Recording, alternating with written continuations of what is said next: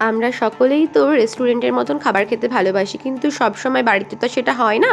তো বাড়িতেই সেটা কিভাবে তৈরি করে নেব চলো তোমাদের সাথে শেয়ার করছি। প্রথমে দেখো আমি এখানে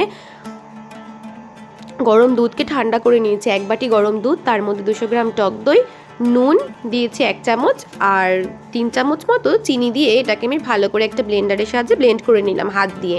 তারপরে আমি 500 গ্রাম ময়দা অল্প অল্প করে দিই আর মাখতে থাকি একটা চামচের সাহায্যে। তারপরে দেখো আমি এর মধ্যে 1/2 চামচ বেকিং পাউডার, 1/2 চামচ বেকিং সোডা দিয়ে ভালো করে হাতে করে এবারে মেখে নিলাম। তারপরে আমি এটাকে 2 ঘন্টা মতো রেস্ট করতে দিয়েছি, আর ওই ডোটাকে আমি সাদা তেল দিয়ে ঢেকে রেখেছিলাম, সাদা তেল দিয়ে। তারপরে এটাকে আমি দেখো আস্তে আস্তে গোল গোল লেচি করে এইভাবে বেলে নিলাম একটু, তারপরে হাত দিয়ে একটু টেনে টেনে লম্বা করে নিলাম।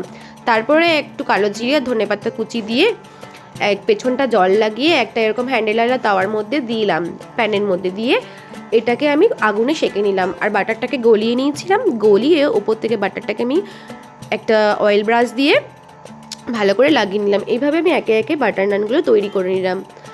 আর যারা বাটার নান খেতে ভালোবাসো তার অবশ্যই এভাবে বানিয়ে খেয়ে দেখো, ভীষণ ভালো লাগবে। আমি তো প্রায় দিনই বানাই, তো তোমাদের সাথে একটু শেয়ারও করলাম। কেমন হয়েছে বলো তো? রেস্টুরেন্টের মতন বাটার নান হয়েছে তো?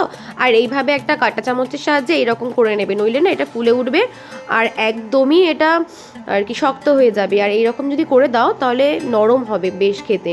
আর বাটার নানগুলো এতটা নরম হয়েছিল, এতটাই সফট হয়েছিল যে কি বলবো। তো আমি গরম গরম চিকেনের সাথে গরম গরম বাটার নান এইভাবে সার্ভ করলাম। আর তোমাদের কেমন লাগলো অবশ্যই জানিও। টাটা, আজ তবে আসি, পরে